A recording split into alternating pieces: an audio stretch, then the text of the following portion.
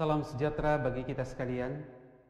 Kembali dari Gedung Gereja Toraja Jemaat Elim Balikpapan, kami menyapa Bapak Ibu Saudara sekalian melalui program Rehat, Renungan Harian dan Doa Malam Gereja Toraja Jemaat Elim Balikpapan, edisi Minggu 9 Agustus tahun 2020. Mari siapkan hati Bapak Ibu Saudara sekalian untuk menerima lawatan dari Tuhan.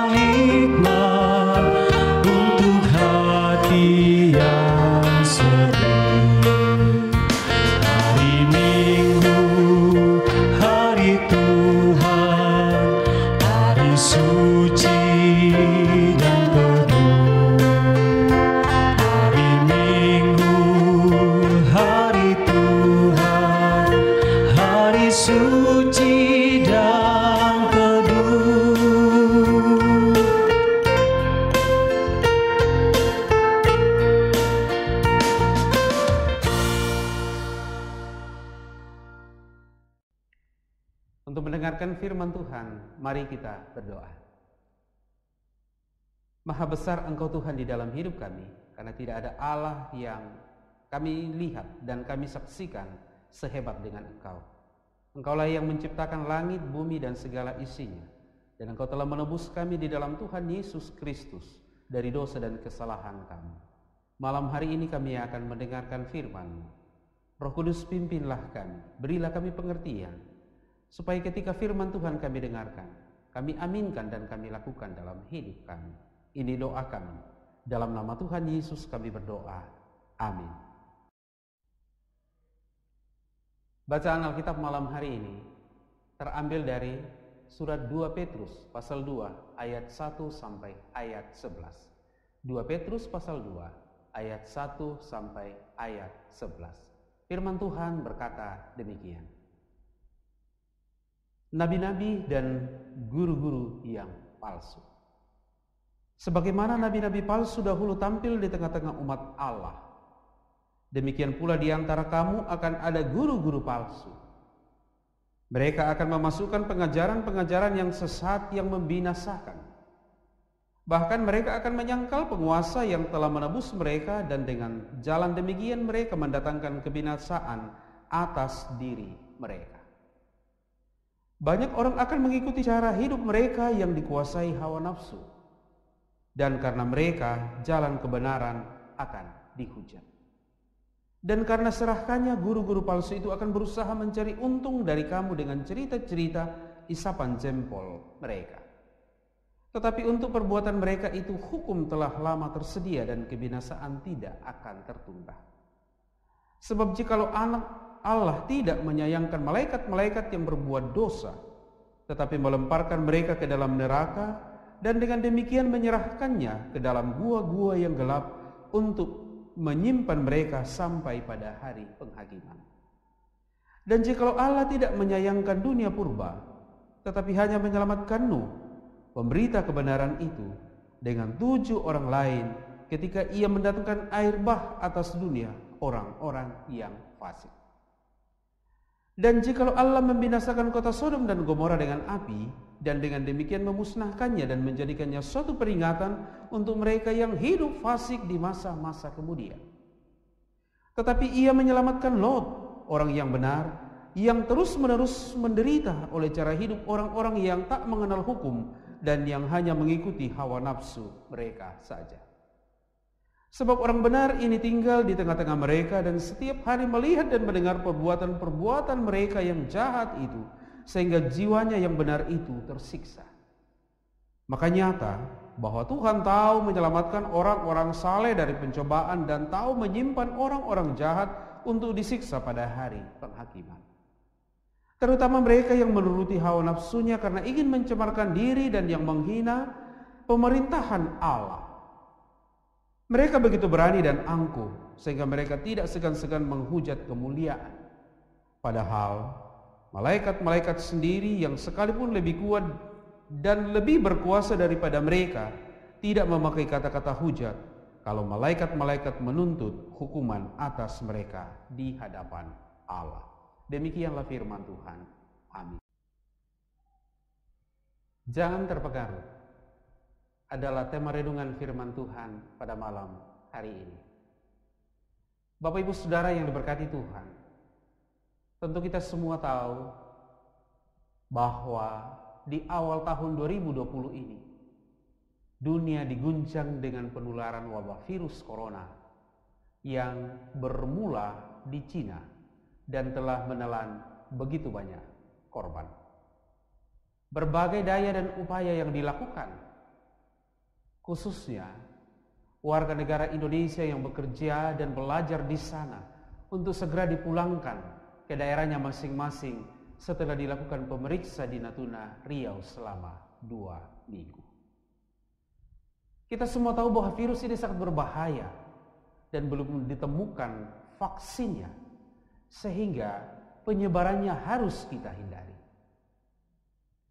Guru-guru palsu dalam pembacaan firman Tuhan tadi menyebarkan virus berbahaya berupa pengajaran-pengajaran yang sesat, yang membinasakan.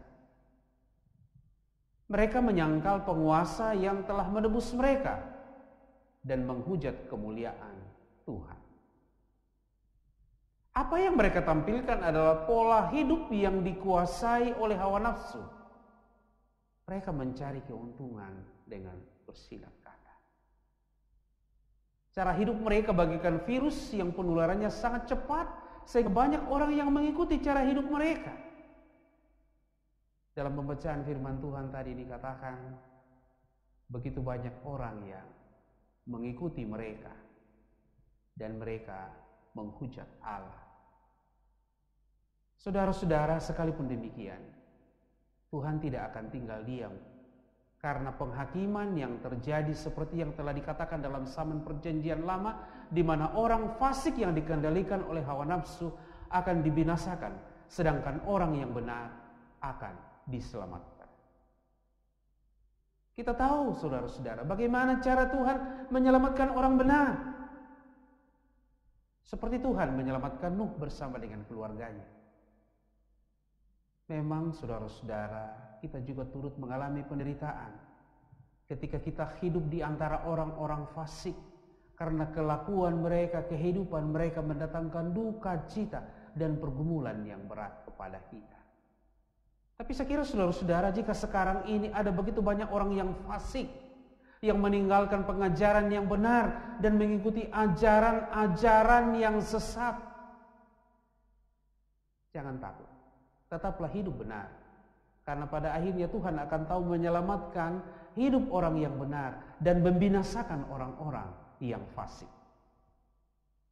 Saudara-saudara, Allah memperlengkapi kita dengan pengajarannya yang benar sehingga kita dapat melawan dan tidak diombang-ambingkan oleh berbagai pengajaran-pengajaran yang menyesatkan dalam hidup kita. Bukankah kita telah mendapatkan pengajaran, kamu jangan mencuri, jangan berzina, jangan bersumpah palsu, jangan berjudi dan lain sebagainya. Tetapi saudara-saudara, kadangkala pengajaran yang telah kita terima itu dibelokkan oleh mereka yang pandai bersilat lidah dengan alasan apapun membenarkan tindakan itu, dan akhirnya kita terperosok, kita jatuh dalam pengajaran itu, dan kita tahu bahwa ketika kita jatuh, kita menuju kepada maut atau kematian. Saudara-saudara, jangan terpengaruh dengan guru-guru palsu, tetapi tetaplah percaya pada Injil yang telah kamu dengar. Tetaplah percaya pada firman yang kamu dengarkan. Oleh karena itu, saudara-saudara, guru-guru palsu itu bisa, dia adalah seorang pemimpin agama, bisa saja dia adalah anggota keluarga kita, bisa saja suami, bisa saja istri, teman sepelayanan, anak kita, siapapun. Tapi satu-satunya cara supaya tidak terpengaruh, setia pada Injil, setia pada firman yang telah Bapak Ibu terima dalam pengajaran yang benar. Tuhan memberkati.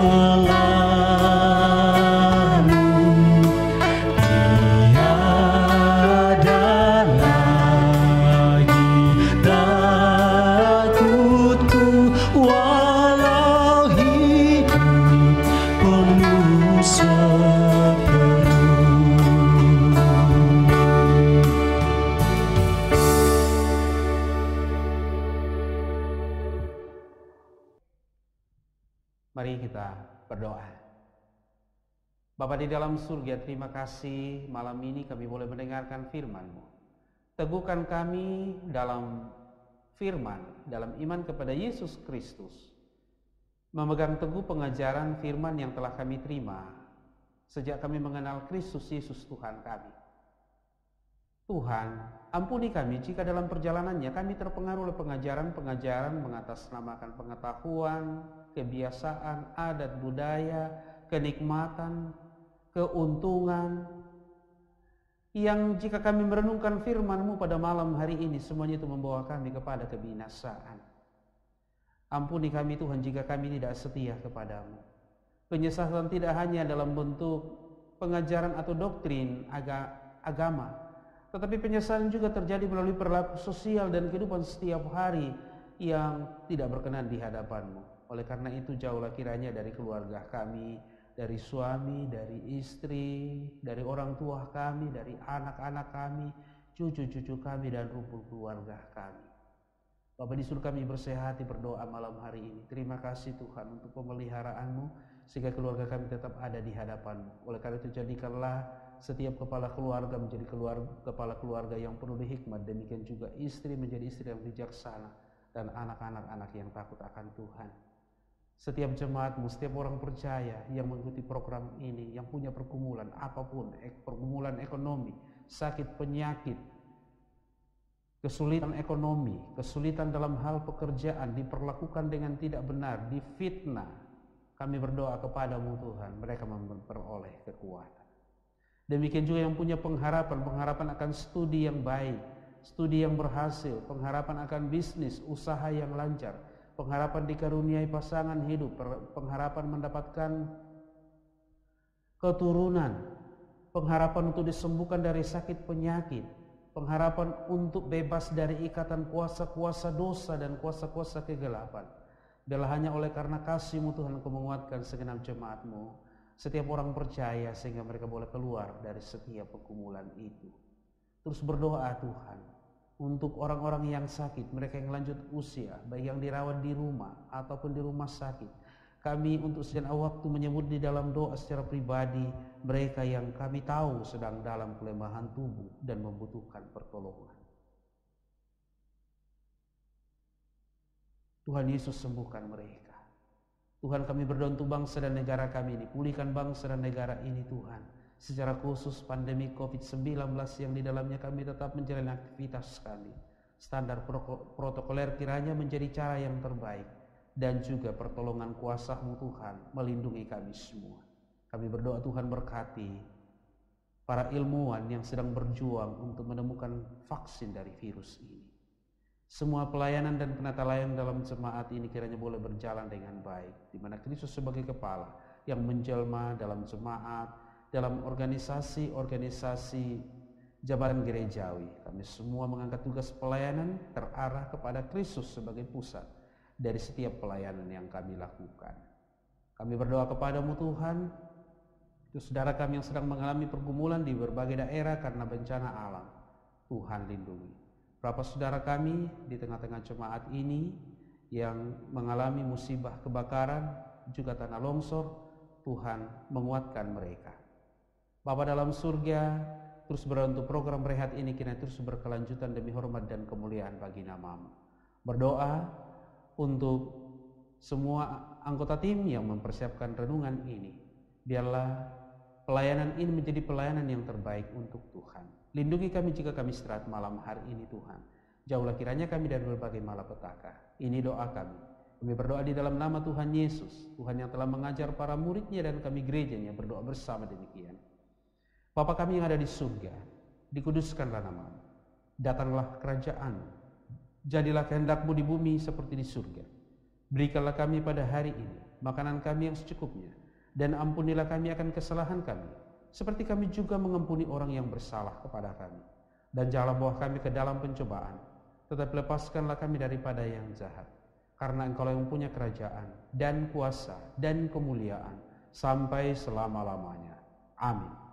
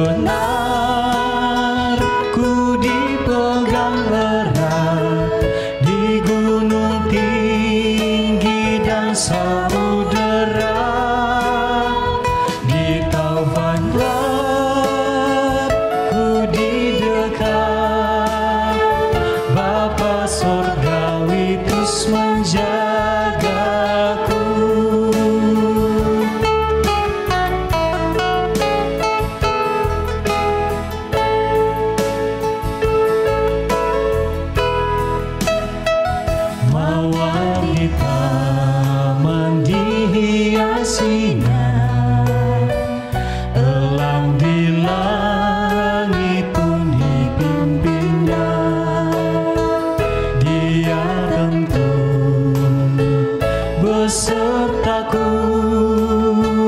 Bapa surgawi terus menjagaku.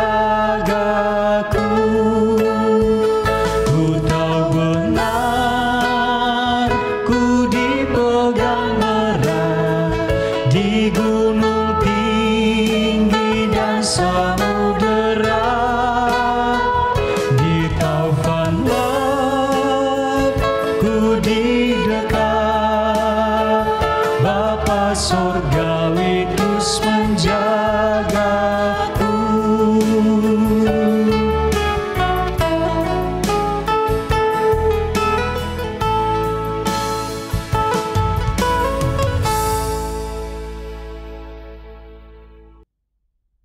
Demikianlah rehat renungan harian dan doa malam Gereja Toraja Jemaat Elim Balikpapan edisi Minggu 9 Agustus tahun 2020. Tuhan memberkati.